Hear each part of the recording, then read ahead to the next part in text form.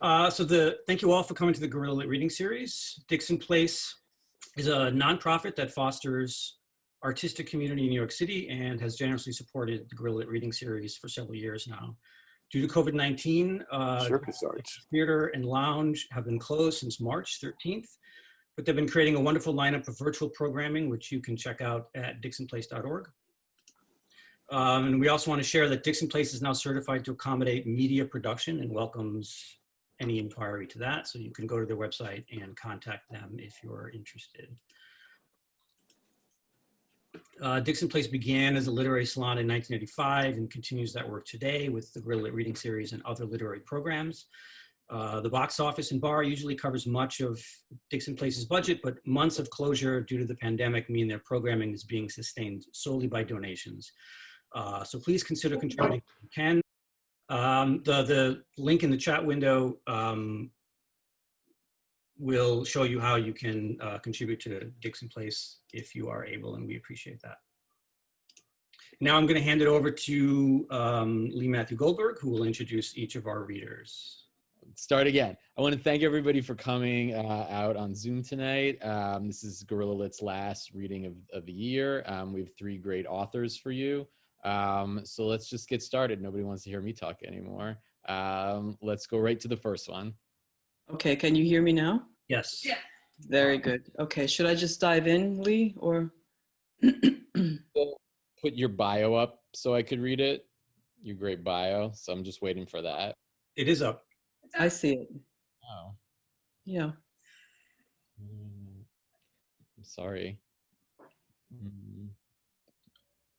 I'll take it away. Andrea Scrima is the author of A Lesser Day. The German edition was published in, I am not going to be able to pronounce that, in Austria in 2018. The German edition of her second book, Like Lips, Like Skins, will also be published in the fall of 2021. She has worked in several anthologies, including Wreckage of Reason and Strange Attractors. She's the recipient of a Writers' Fellowship from the Berlin Senate for Cultural Affairs and writes a monthly column for 3 Quarks Daily. She is editor-in-chief of the online literary magazine StatORec. Please welcome Andrea. Hello, everybody. Thank you for coming. I'm going to give a very, very, very, very short intro to why we're here tonight. We've put together an anthology based on the Corona issue at StatORec magazine that we began in mid-April. We published altogether 31 authors and 30 pieces. 3 of us are in this anthology, myself, David Winner, who's my co-editor, and Rebecca Chace, who also helped us edit the issue. And this is what the book looks like. There it is. So I'm going to read a small excerpt from my piece. I had come back from Florence at the very end of February of this year. Everything was semi-normal by the time I came back to Berlin, and a week later, the entire world was turned upside down, and I, like many people, found myself stopping what I was doing and having to recalibrate everything, and I began writing about what was going on and wrote my essay, and of course that turned rather quickly into this idea of doing an entire Corona issue. And then I asked David, what do you think? And David said, I don't know, and wrote his piece, and it just kind of snowballed from there. So we've been spending most of the year doing this, and we're very, very happy to see this publication come out. Okay, going to begin now. The name of my piece is Corona Report. This is, I'm starting sort of two-thirds of the way into the piece.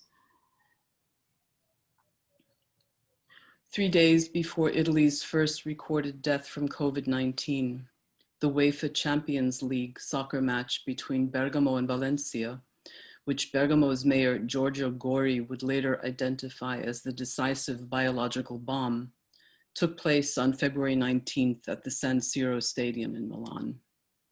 44,000 fans crowded together to watch a game that had been heavily promoted as the largest in Atalanta's history, holding up signs that read "Insieme da sempre, insieme per sempre," always together, together forever, and cheering wildly while thousands more gathered with friends and family to watch the game on TV. Although the first domestic cases had already been confirmed, the coronavirus was still seen as a Chinese epidemic. Unaware of the danger, a third of Bergamo's population hopped in their cars and chartered buses, clogging the roads and causing 3-hour traffic jams on a stretch of highway that normally took 40 minutes. When Atalanta won, fans were delirious. Jubilant, they flooded the streets and squares of Milan and crowded into the bars and restaurants of their hometowns to celebrate, hugging and singing and drinking well into the night and the next morning, and turning virtually all of Lombardy into an epicenter of the pandemic, as 2,500 disappointed Spanish fans who traveled to Milan for the game flew home, carrying the virus with them. In the press, Atalanta's managing director defended soccer as important to the country's morale. Today's results prove us right, he said, following Bergamo's 4-1 victory, and our city deserves it. Our boys will go down in history for society and for all of Italy. By mid-March, when this turned out to be true, albeit not for the reasons the team's manager had envisaged, I realized just how close I'd come to contagion. The day a third of Bergamo's population flocked to the San Siro Stadium was the day I left Florence to travel to Grecci, the village my grandfather Luigi emigrated from nearly 120 years ago, and that he never returned to, that his mother, Maria Luisa, never returned to, that none of his 9 Bronx-born children, including my father, had ever seen, none of their children had ever seen. Had I boarded the Frecciargento in Bologna the following morning, the train heading south from Milan, I wouldn't have sat next to Fabio during the 4.5-hour trip, but quite possibly a hungover soccer fan who'd spent the night reveling and was now headed home, snoring in his seat. In which case, it's likely that I would have caught the virus and passed it on to Rita and Pino, my hosts, would have passed it on to their son Luigi, who drives the town's ambulance, passed it on to Aldo and the rest of the staff at the Comuna, from where it would have spread to Grecci's overwhelmingly elderly population. 3 weeks later, just as Bergamo counted the highest number of COVID-19 deaths in the country, a third of the Spanish soccer team tested positive for the virus, and the number of dead in Valencia had reached more than 3,000. Bayern München was still planning to play Union Berlin until the Bundesliga, having come under heavy criticism, finally called off the match. In the case of the Atalanta game, signs of the impending pandemic had appeared well ahead of the event. On the Regionale I took from Florence to catch the Frecciargento in Bologna in the early morning of February 19th. Trenitalia broadcast a solemn announcement that it was taking the danger seriously and was implementing all necessary precautions, but when I got up to use the toilet, I was puzzled to find the soap dispenser empty. The first cases had already emerged, but the coronavirus was still seen as something essentially Chinese. Italy had already suspended flights to and from China at the end of January, and in Florence, I saw Western tourists trying not to shrink from the remaining groups of Asians crowding the Uffizi, the rest of the city's museums and churches. The prevailing perception was that the virus was something intrinsically alien. People feared that the nearby city of Prato and its huge Chinese immigrant population would become a hotbed of contagion. As it turned out, those first weeks of February were the calm before the storm, a period of incubation. Although the precise starting point of local virus transmission, in other words, Italians infecting Italians, remains unclear, there were ample warning signs that a mass event like the Bergamo versus Valencia match should have been canceled. While xenophobia flared up under the threat of the coronavirus, anti-Chinese sentiment had been brewing for some time. As Chinese immigrant manufacturers successively replaced a once thriving Italian textile industry, a region that had traditionally voted left now swung sharply right. Successful for generations, family-run artisanal businesses in Tuscany, Umbria, Marche, and Emilia-Romagna went bankrupt as Chinese sweatshops began manufacturing cheap copies of their designs. When Italy's recent trade agreement with China resulted in a total export deficit of 20 billion euros, populists jumped in to decry the foreign invasion, but then, when the northern countries didn't come quickly enough to Italy's aid, the arrival of the virus brought about a sharp reversal, replacing anger at aggressive Chinese business tactics with a new wave of anti-EU rhetoric. In mid-March, I was struck by the image of Pope Francis walking through the empty streets of Rome, flanked by security guards. It was a pilgrimage to pray to the Salus Populi Romani, situated in the Cappella Paolina in Santa Maria Maggiore, a Marian icon attributed to Saint Luke, brought to Rome by Saint Helena, and said to have saved the city's people from the plague during the papacy of Gregory I. Francis then walked to San Marcello on Via del Corso to offer flowers and pray to the wooden crucifixion, accredited with having stopped a resurgence of the plague in the 16th century.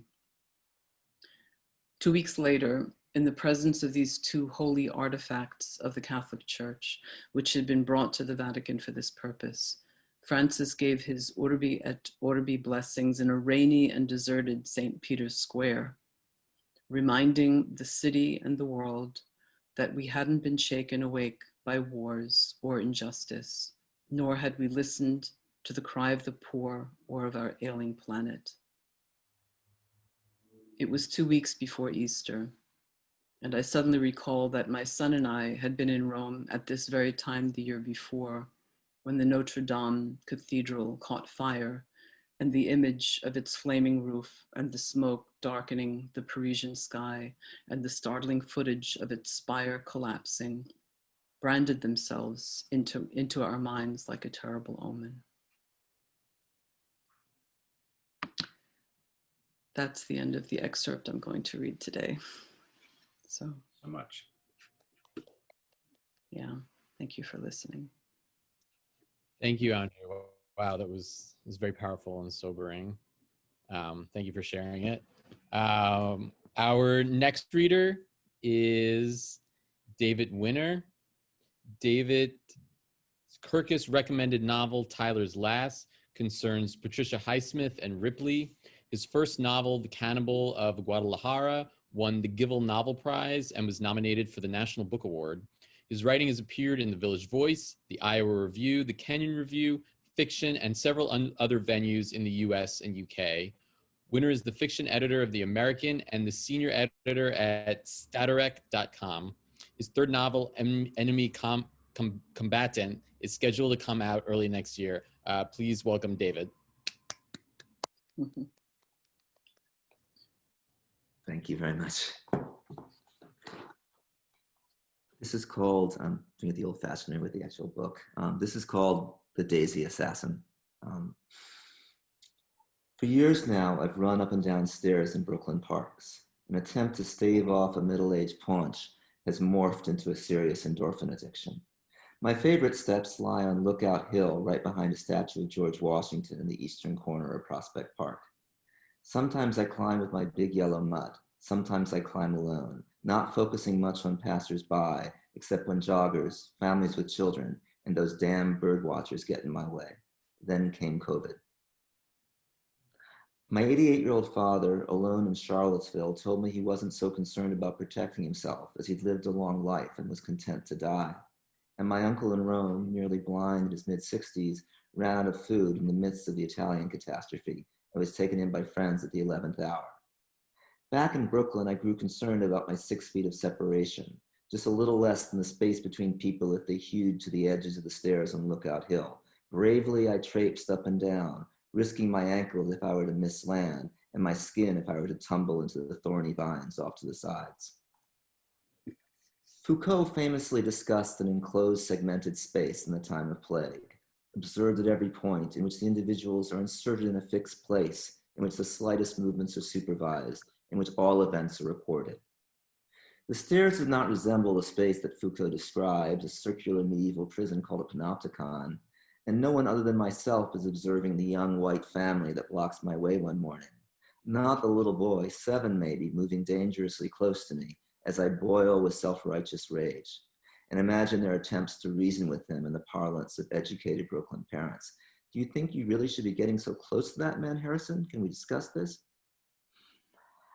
At that moment, while I'm fighting the good fight in Prospect Park, a friend's body in Sunset Park hurts so much he can barely move.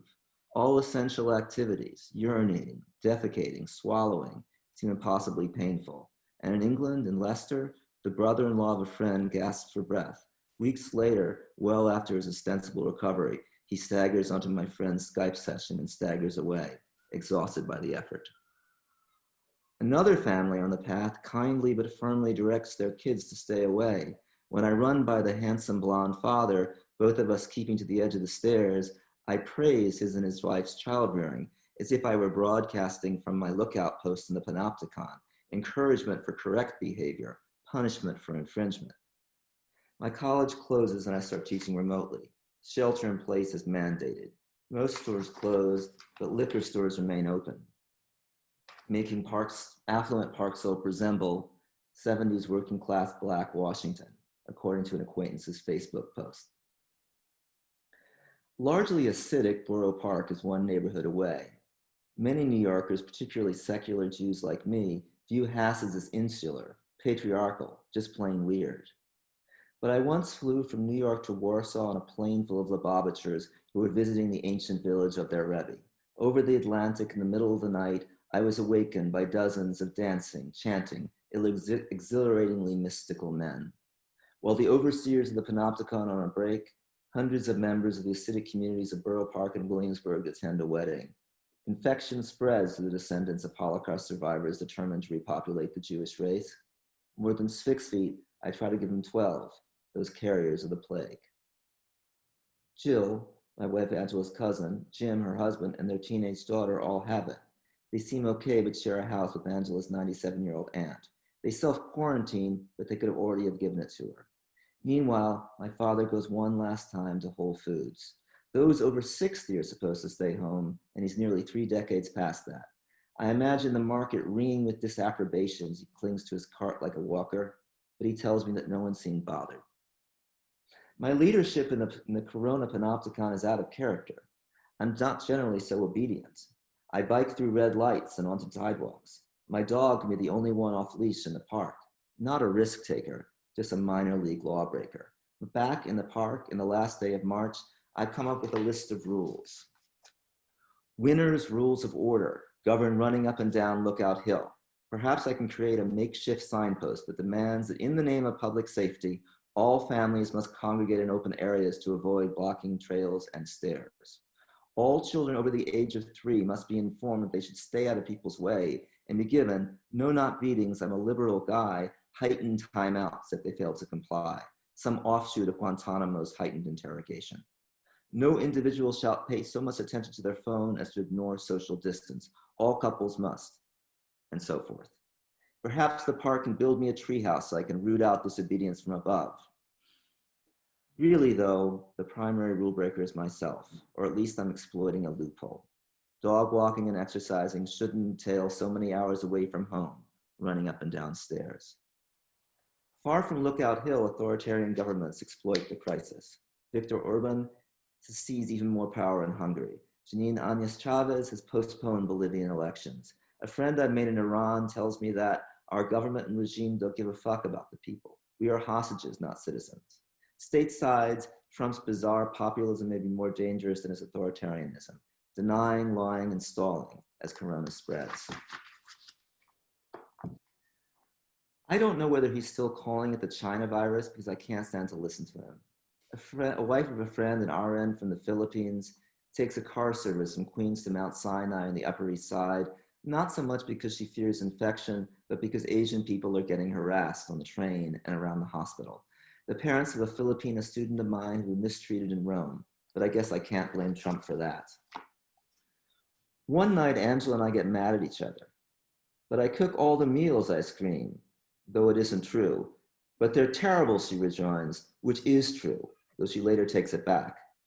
A text chimes. Jill's husband, Jim. Jill's blood oxygen is at 86%, and they fear intubation. When Angela's father was dying from COPD and lung cancer, when my mother was rasping for breath in her last days, their levels were nowhere near this low. This is terrifying. Angela's phone dies, and we, still mad at each other but panic, search madly around for a charger, scaring our dog. We find it, power up, and text Jim back. He does not respond. My cousin Frank in the West Village also has it. Not nearly so bad as Jill, but he is in his 70s and smoked much of his life. His job, trumpet player for the Metropolitan Opera, sometimes on stage in ancient Egyptian attire, may have kept his lungs strong. My father and his much younger half-brother in Rome always complain about the media hype of hurricanes, blizzards, and the like. In the early days of the plague, I joked that if they somehow survived World War III, they would pick themselves out of the rubble and declare it a cable news exaggeration, a favorite phrase of my uncle's. My father and I receive a dictated email from him declaring that it's good that he is semi-blind, so he can't see that Italy's great humanitarian effort is folly. My father, alone and anxious, has jumped off that bandwagon. It no longer seems exaggerated. The peak is upon us, and I refrain from Lookout Hill. Jill is better. After several days in the hospital, she is being released. She is exhausted, though, and speaking is difficult. Frank continues to improve, but tells me that his recovery has not been linear. My uncle cannot return to his own apartment because corona has been discovered in the condo and the place has been quarantined. He writes to say that the TB epidemic of 2018 killed more people, but that nobody wants to listen. Without my Lookout Hill endorphin fix, I'm getting depressed, irritable. I return to the park wearing a mask, even though it's uncomfortable, swearing to stay not 6 but 9 feet away. Most risks have immediate consequences. If you get caught in a riptide, you drown. Not that afternoon, not the following month, but then. But if I catch a dribble of corona sputum on Lookout Hill, I may wake up one morning 2 weeks later, not with one of the mild sore throats that have been scaring me, but a deep exhaustion so I can barely make it to the bathroom to pee, a compression in my chest so I can barely breathe. On the stairs, a man deep in his phone approaches me. He walks right in the middle. Even if I slide by him, hewing to the side, I'll be much closer than 6 feet. So I jump off the stairs into the underbrush, feeling morally superior. Look what I've done to avoid infecting you, I silently address him. I glance down at my feet to see what's below them in case I might trip on vines or stones. There aren't any, just dozens of beautiful spring daisies. When you were very little and we lived on Wirtland Street, says my father, more and more upset by the administration's response, there was a woman who lived across the street, quite mad and an nymphomaniac. She came over in the evenings with absurd stories of people on the street plotting against her. One couldn't call the police. She's Trump. It's a glorious sunny day in the park, mid-Passover. There are hundreds of people and many Hasids. It is slow going on the stairs. I have to stop often to keep proper distance. Sometimes I have to jump off them, steering clear of daisies. Friendly dogs come my way, but I must not pet them. They may carry the virus on their fur, or I could be carrying the virus, bringing it to their owners. A Hasidic girl, 14 or 15 maybe, and a Hasidic boy of about 10 are walking below me on the stairs. I have paused to allow them to pass, but the boy inexplicably turns around and dashes towards me. When he's only a couple feet away, I plunge off the stairs, losing my balance and possibly murdering more flowers. The boy has turned around again and begun to head back to his sister when the words, "excuse me," flee my mouth without proper input from my brain. No adult is around. The girl is the closest thing. I can see her hesitate. She hears me, but doesn't know what to do about the strange man addressing her. "Excuse me," I say again, and she stops and looks up at me. "Can you tell him," I pontificate, gesturing towards her brother, "can you tell him to stay away from people?" The expression on her face still haunts me. Confusion, fear. I must have looked so terrifying in my sweaty gym clothes and ridiculous mask. She may not have seen how close her brother had come to me. She may not have known what this all was about. This could be the anti-Semitism that she's been warned about. Do I want her to wear a gold star? Will I shatter her family's shop windows, drag her, her brother, and her parents to someplace resembling the camps from which her great-great-grandparents had escaped. Trump urges people to liberate themselves from quarantine in Michigan, Texas, and Virginia. As the two people who look into my father in Charlottesville may be Trump supporters, I beg him to stay clear. There's silence on the phone. Well, he says, I'll do my best. There's nothing more I can do. I can bark down at the disobedient from my treehouse. I can terrify teenage acidic girls. Virginia is hundreds of miles away, far from my panopticon. The next time I find my way to Lookout Hill, I regard Washington's ominous words emblazoned upon his statue. Good God, what brave fellows I must this day lose. Of course, I don't know the future of myself and the other not so brave fellows and females on the stairs, but the community college classes I've been teaching remotely for weeks have taken a dark turn.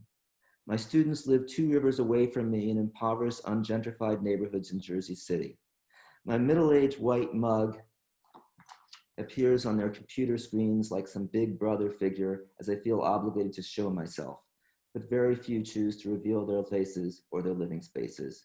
Fewer and fewer of them log on, only about 20 still participating out of the 60-odd students in 3 classes.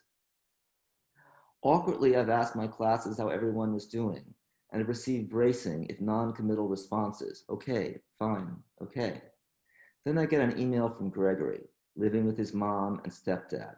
He's too upset to deal with the stupid assignment I've concocted about Corona because his cousin and his aunt have died and his mother has tested positive. Tears well up in Gregory's eyes the next time we encounter each other on Zoom. 2 students have it in an evening class. One participates from home, the other sleeps through most of the days. A student from Turkey and another from Morocco report to the class about the shit shows in their countries. The following day, April 23rd, I learned that sweet Adriel, who came from Ecuador as a toddler, is doing poorly. His father, who is younger than I am, has just died from it. Angela and I speculate about what we don't know. Adriel's father may not have had the luxury of working from home. For him and so many other immigrants from the global South, the problem may not be being overzealously monitored in a panopticon, but being sent out to work in the dangerous world outside. Which is it. Thank you very much. Thank you. Thank you so much, David. Our last reader for the night is Rebecca Chace. She's the award-winning author of 4 books, Leaving Rock Harbor, Capture the Flag, Chautauqua Summer, June Sparrow, and The $1 Million Penny. She also writes plays and screenplays in addition to essays and reviews for many publications, including the New York Times Magazine, New York Times Sunday Book Review, the Huffington Post, the LA Review of Books, Guernica Magazine, MidHub, and NPR's All Things Considered. She is the Associate Professor in Creative Writing and the Director of the MA Program in Creative Writing and Literature at Fairleigh Dickinson University. Please welcome Rebecca. Thank you. It's so nice to be here and such an honor to read with Andrea and David. Thank you. Okay, this is called Mask and Gloves. Today, a man died in front of our building, or maybe he didn't. It's spring 2020 in Brooklyn, New York. Yesterday, the death count was only 46. The day before, it was 61. Up and down have replaced north and south on the compass. I opened our front door, masked and gloved, inhaling pine sol from the spray bottle we use on the doorknob we share with other tenants. The man's body was collapsed against a small iron gate separating our line of garbage cans from the rest of the sidewalk. He was curled on his side and his exposed behind was facing us. We were on our way to install an alarm on the door of my elderly mother's apartment, where she lives with 24-hour caregivers working in shifts. My mother has Alzheimer's, and she'd wandered out of the apartment the day before. She got downstairs and halfway down the block, no mask, no gloves, before her caregiver caught up with her. "Where am I going?" she asked. "Home," said Pearl. At 86, with emphysema, if my mother gets the virus, she will die. My first thought when I saw the man in front of our doorway, what if he has the virus? My second thought, is he alive? I've lived on this block for 5 years. My husband has lived here nearly 20, but we will always be outsiders. white artists who moved into the neighborhood because it was what they could afford. Our street is a main artery toward the subway station. There's a needle exchange and drug counseling storefront around the corner, a halfway house, and 2 low-income housing buildings with a sign in the lobby forbidding anyone to enter except tenants and their guests, as if this wasn't true of all buildings. A large public housing project 2 blocks away has the words "gardens" optimistically included in its title. The tall, leafy trees swaying over the sidewalk in front of the house are often used as urinals. Men lean against their forgiving trunks and drink a bottle from the liquor store across the street. But this man wasn't leaning or pissing anymore. He came to a stop right between the tree and the front door. Walking over and past bodies on the street or subway platform is not new to me, practiced as a subjective form of heartlessness. Who do I give money to? Why don't I carry sandwiches to give out? When do I swipe someone into the subway? Depends on my mood, how much cash I have on me, and how late I am as much as anything else. Some people I can't walk past. Some I'm afraid to touch. I haven't ridden the subway since mid-March. I'm employed and working from home, unlike many of the people on my block. The backside of the man with his pants falling off was brown and clean. Most of the people on my block are black or brown, so the fact that his body was clean was something I paid more attention to than his skin color at first. He was clean, his clothing looked new, and he was wearing shoes. This was the list of facts which made me assume that he wasn't homeless, though he could be an addict come to the neighborhood to score, or a drunk sleeping it off. How many of these assumptions am I willing to question? How many make it possible for me to live in this city? I turned my eyes away from him, pity mixed with revulsion at seeing someone too far gone to pull up his own pants. Of course I couldn't touch him. We called 911 and stayed 6 feet away, waiting for an ambulance to come. I could say that the 6-foot distance was social distancing in the time of Corona, but that would be a lie. I would have kept my distance even if I wasn't afraid that he was carrying the virus. He wasn't moving. His eyes were closed, face pressed against the sidewalk, no mask or gloves. Was he still breathing? I couldn't tell. I was born in this city, in a broken nation built on slavery, where Black and brown people are dying in greater numbers from this virus than white people. I've been shopping and delivering groceries as part of a grassroots response to the pandemic, but I volunteer with an after-school group, not the local needle exchange, because I'd rather spend time with children than junkies.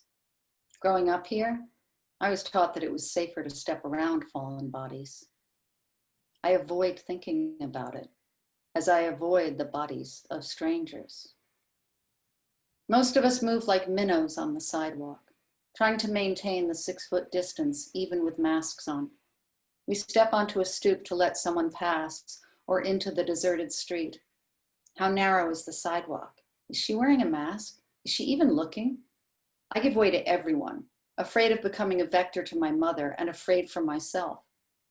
When a Black man walks toward me, I nod as I step out of the way, feeling like an idiot, as if a nod can mitigate all the times white women have crossed the street as he walked toward them. Sometimes they nod back, sometimes they don't. This is New York. You get everything and you get nothing.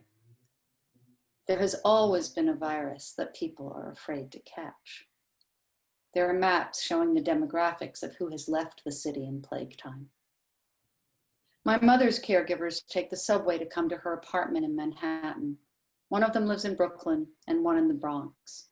They're both from Trinidad, and one of the questions the home care agency asked me, trying to find a good match for us, was if my mother was racist. I'm sorry, they said, but we have to ask. No was too simple an answer. So was yes. Standing outside, waiting for the ambulance, another man rushed up, no mask, no gloves, and put his arms around the fallen man, calling him by name.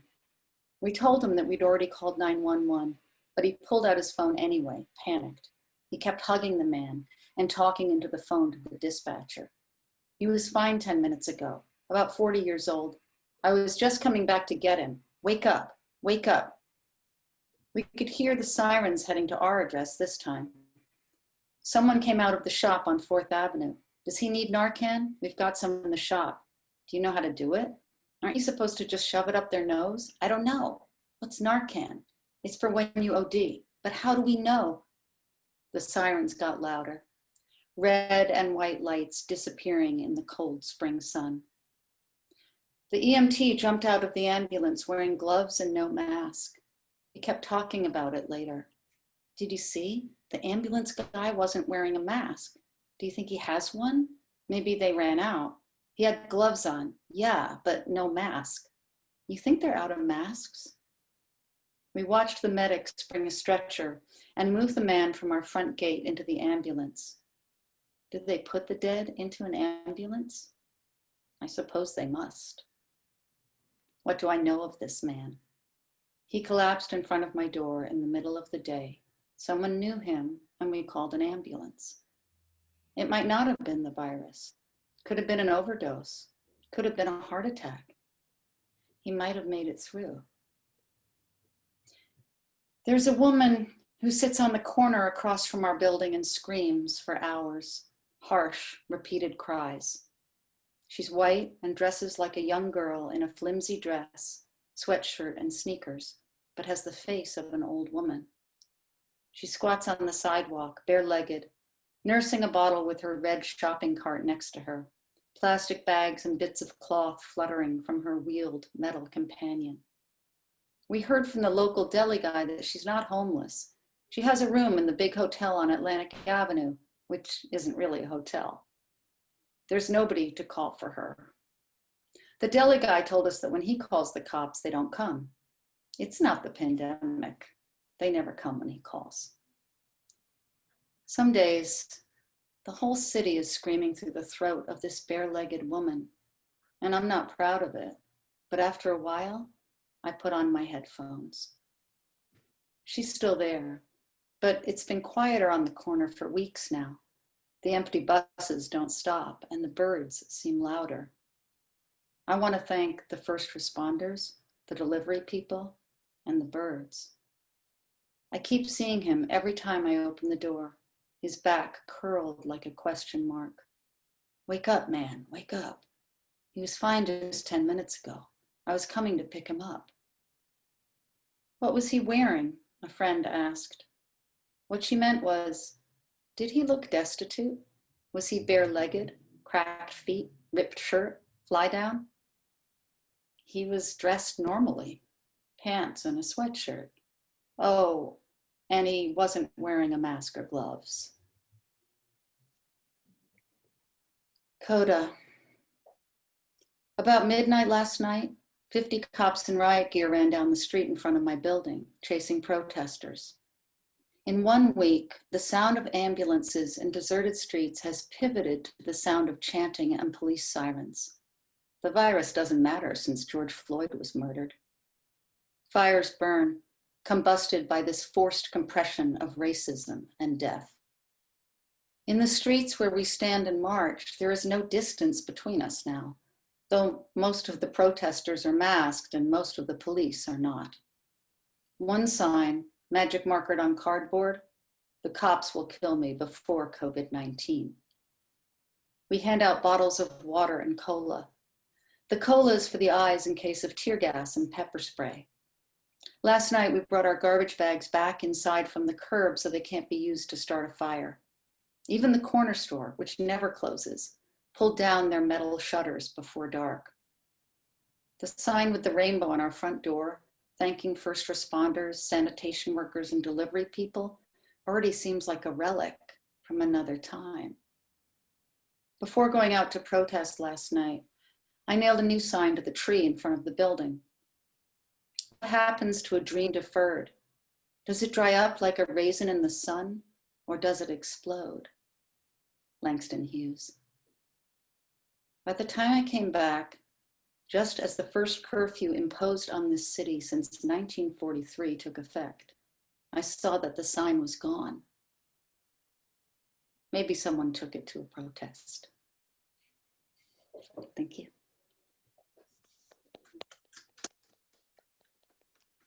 Thank you so much, Rebecca.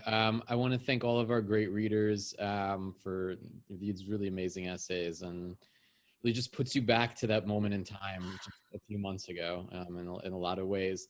So please order Writing the Virus. There's links in the chat room. And what we're going to do now, as we've been doing in our Zoom Gorillas, is we open it to the audience. If you have any questions, either you could just go ahead and ask, or you could put the question in the chat box, and I'll ask the readers.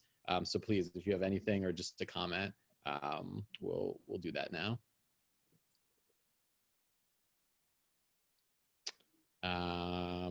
Or I'll just ask a question. Okay. So Olivia asks, how did this anthology come about?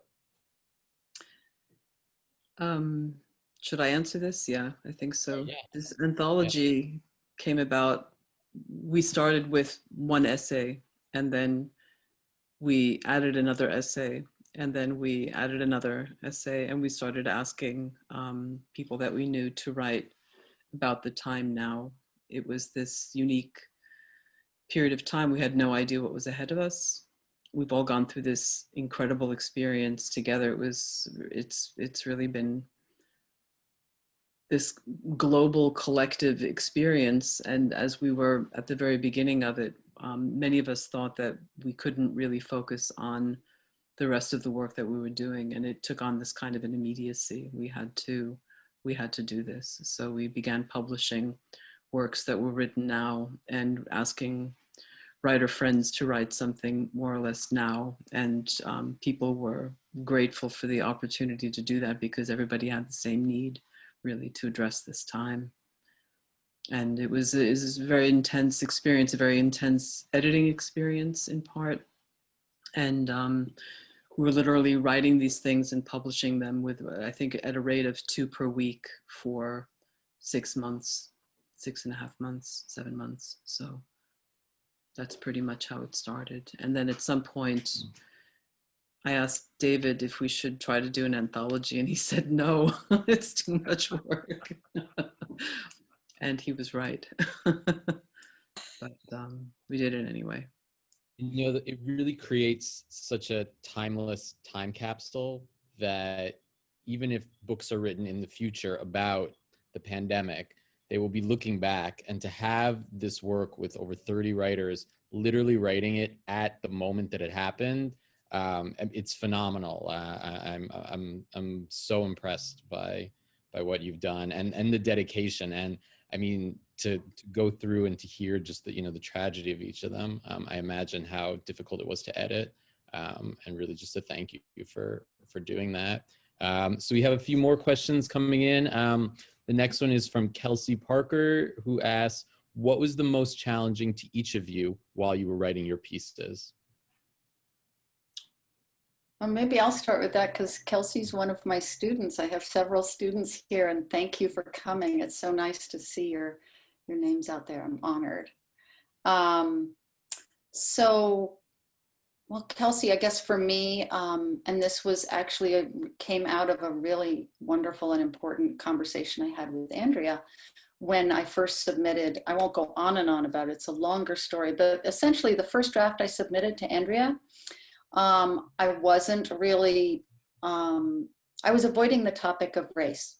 I'm just gonna be honest. I was avoiding the topic of race because I had this feeling that even though the man who collapsed in front of my house had brown skin, I thought, well, if I talk about race, it's gonna become, quote, all about race. And I was trying to write about the virus, I guess. And I of course, I knew the facts about, that more Black and brown people were affected, and all the, socioeconomic reasons for that. I was reading the newspaper, it wasn't.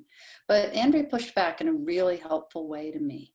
And our conversation led to a revision that, led to a really, a wider conversation that actually I've talked about with my graduate students, and led to a much better final draft. And so that was the hardest part for me. Was well, it was hard, but it was also the best part. I got to say that was both I learned the most, and she pushed me as a writer in a way that was made it a better piece. So it was a really good editorial experience for me.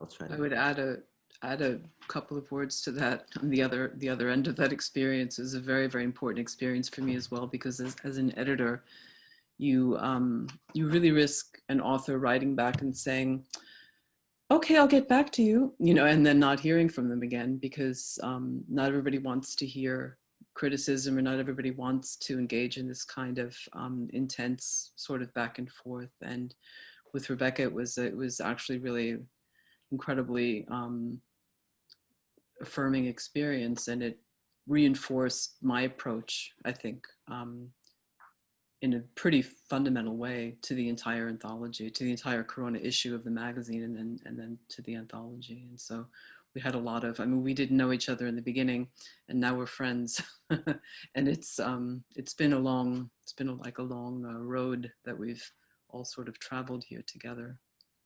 But it did definitely confirm me that I needed to move out of my own comfort zones and really question these texts. They were being written really in the moment. Everything is sort of vibrating with this incredible immediacy. None of the authors had the luxury of letting a text sit for a couple of months and having another look and editing, which would be the normal thing to do, to see if it stands the test of time. None of us knew if anybody would be even mildly interested in reading their own pieces after 6 months. The events were just catapulting forward, and time began to shrink in strange ways. And so this kind of very intensive editing experience became part of the entire process. And I think that working with Rebecca early on in the issue was a big reinforcement to that. So that's all I wanted to say.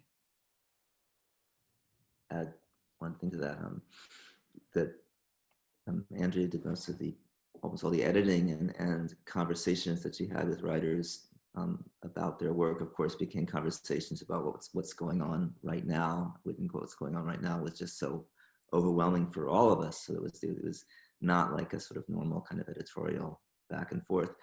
To go back to original question for me, I would say there was something in the Times soon after the virus got bad, sort of telling writers that don't write about this, implying truthfully that could be really exploitative, it could be really shallow, it could be artificial. And I did really embarrassing thing. I found on my computer late at night, I had written the name of the novel it's coming out soon with COVID. I somehow was going to put COVID in it, which is a very embarrassing, ridiculous thing to try to do. So I would say that the thing about it is that so much of what we write, particularly in its nonfiction, is kind of presumed that we are talking about some experience that we have had that maybe others have not had. And any writing that's done about these moments, about COVID, about anything going on right now, we're such a universally shared moment for all of us that what was struggle for my essay was just to realize that, anything I talk about is not going to be unique to me. I just can try to describe what I'm going through and try to be honest about it. We have another question. This one is from Paul S.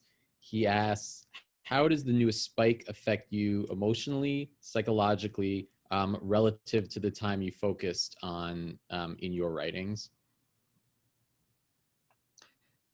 Oh, that's a hard one. Anybody? What news spike? It's hard to assimilate that. It's hard to. It's happening so fast, and it's just so terrifying. And I don't know what to say. I think in New York City, for everyone who's in the New York area and New Jersey, this area, the weather's just gotten like super cold today and tonight. And I think that has made it, I'm certainly very aware of that and being nervous about heading into, before it was like March I haven't experienced November, December, January, February. And I think that we've been living a lot outside here in the city, as all of you city people know. And I think I'm thinking about it. I haven't processed it at all as a writer. I'm just trying to get ready as a human being, right? I think for me, it's gotten to the point where I see the virus and the viral political situation as a single continuum. I mean, we've written about this also. It's become almost indistinguishable in a certain sense. There's this insanity going on a political level, not only in the United States, but the crazies are coming out of the woodwork here too, and protesting against something. I'm not quite sure what they're protesting against. Good government that's managed to keep the numbers of deaths comparatively low when compared with other European countries. But the second spike does frighten me, I have to say. I think that we're in a very, very different place now than we were in the spring. I live in Berlin, so I'm speaking from Germany at the moment. But in the spring, it felt that everybody was sort of still willing to cooperate, and there was a sense of solidarity and a sense of people sticking together and a solemnity about it also. We applauded health workers from the balconies, as you all did as well, you know, and it was a sense of awe that nature was telling us something, and we were hearing this message, and it was very, very humbling. And I don't think that we're anywhere near that now. I think that we don't have this innocence anymore with the virus. I mean, we've seen some very, very ugly things happening over the last half year, last 8 months. And I think we are in a very different place now. And I just hope we make it through the winter without civilization breaking down, basically, at this point. Paul, I don't know if that answers your question, really. Yeah.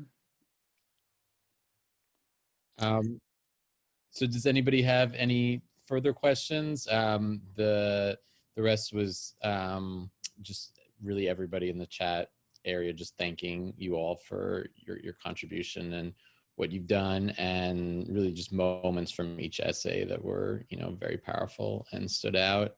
And if there's no more questions, I think we'll close for the night and the season. Yeah, absolutely. Go ahead, Andrea. I just wanted to say one of our other authors is also here, Joe Salvatore. I just wanted to say hello and point you out. You read for us before. Two months ago, I want to say, 2 months ago about, yeah.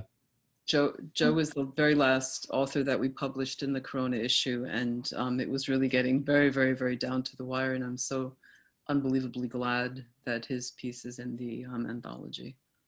Yeah. Well, we also have Alice Stevens and Barbara Fishkin and a few other people who are in the wonderful. Yeah, you kind of have to scroll along, but it's so supportive and wonderful that you guys came, and thank you. Okay, yeah, it's really, really good that you're here. Yeah. I can't see the images, but hi, Alice, and hi. Hello to all of you. Barbara's. Okay. And thank you to Dixon Place and to Guerrilla Lit. I mean, I love Dixon Place. Because I'm a New Yorker, I've been going to Dixon Place, like, I don't know, I can't even practically remember when I didn't go to Dixon Place, and it's the best.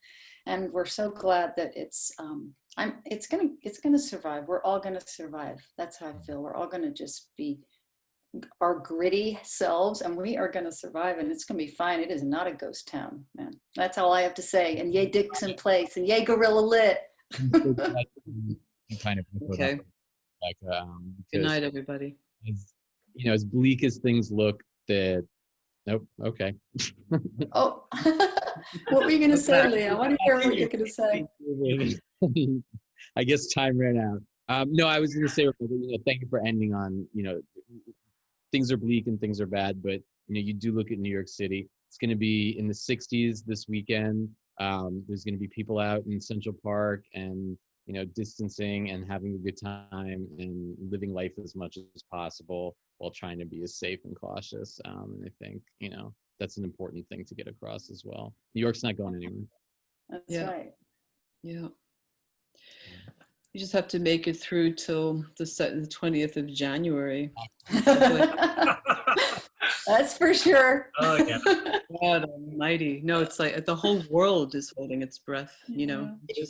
At least that, like, you know, this could have gone in a very different way 2 weeks ago. And, you know, at least we could be thankful for that, because that I can't even imagine. Yeah. No. All right. Mega anxiety, I think, on, you know, in a lot of people's minds and hearts for a long time. But my God, you know. Yeah. It's been a rough 4 years. Yep. But it's really good to thank you so much for hosting us. Really, I just have to say again, because it's been really a lot of like tears and blood and sweat, you know, went into this project somehow, and it's we didn't see it coming. We just sort of slipped into it, and it snowballed, you know. But like I said, it gives the ability for it to be, you know, like a timeless thing forever. There will be books written about COVID, many books and essays, fiction, this and that.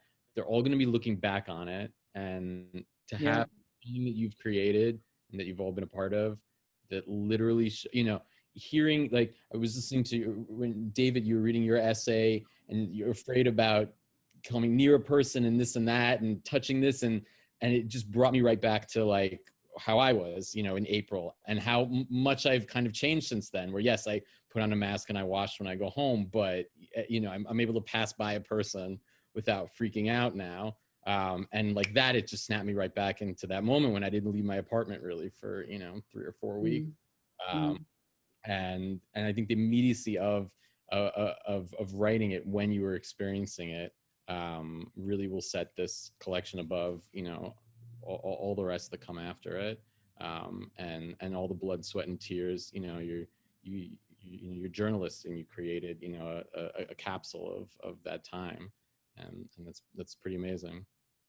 Well, thank you for saying that. Of course. You know, it's a different feeling now that this thing is out in the world. So we hope we find readers. We hope that people can relate to it, and that it gives some relief in a certain sense, you know, sort of a sense of people not being alone in what they experienced. It really runs the gamut, I think. There was one piece that we don't actually have in the anthology. This was a Swedish author who wrote about actually having COVID, and she had sold the Swedish rights to one of the newspapers there, and we couldn't get although we translated it into English for the issue, we couldn't get the print rights for it. It was too complicated. And one of the best. That's maybe the one position in the end that's missing, is this report of it's something like I forgot the exact title, but it's part of the title is, and I thought my body has failed me and now I'm going to die, I think is the title of the piece. It's a pretty gripping piece, but I think that the anthology kind of covers a pretty wide range of different experiences and subjects. And I really hope that we will have learned something from this. I sometimes wonder if, you know, if we're all just knuckleheads and we're not going to learn anything from anything, you know. But well, if 72 million or 73 million people voted for Trump, I think. Yeah.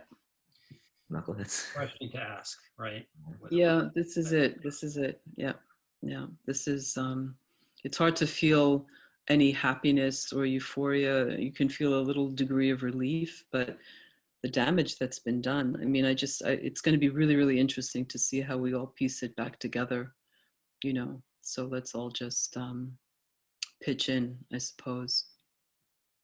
But you look at other sort of eras where they dealt with horrific tragedy, and then what came out of it. You know, you had like the Renaissance, and exactly, yeah. You know, yes, 70 million people are crazy and, you know, awful, and, you know, maybe they'll wake up someday from this cult, but they also can't control our own feelings and what we want to accomplish. And, you know, I hope that this sort of new renaissance comes out of this.